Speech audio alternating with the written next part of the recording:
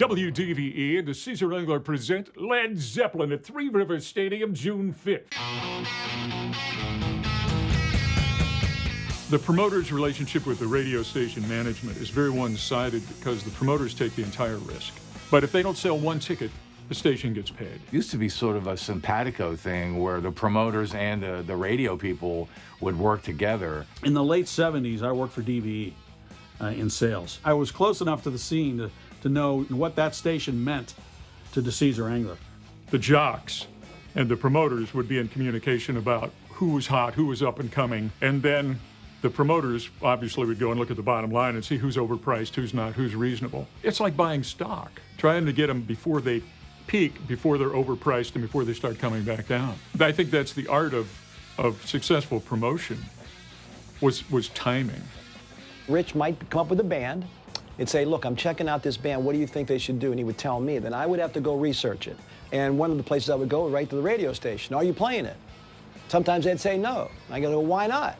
And they'd say, well, we don't really think the band's that good. I'd go, well, I think they're really good, and we're bringing them in, and we really need you to play the record.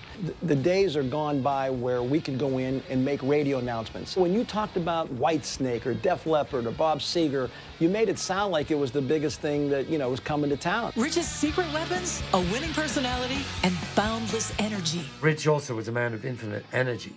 He wouldn't immediately call some minion to go and get something done. He would go and do it, He wanted to get it done at all costs and in the fastest possible time.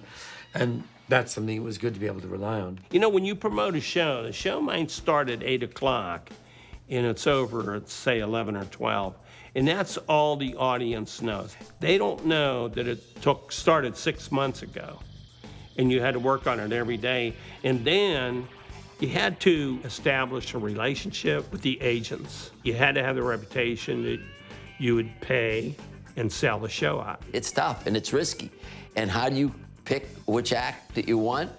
Well, I call it sometimes looking under the covers to see what you're going to bed with. You can call out in LA, Cleveland, all these different places. Hopefully they get the act first and I go, hey, how'd you do? Promoters Association, even before that, I could call like Bill Graham in San Francisco and say, hey, Bill, how'd you do? So that makes you less nervous, so you're able to maybe take that chance. And then I'd also call radio stations. Record stores don't exist anymore, but at that time, they were a great barometer.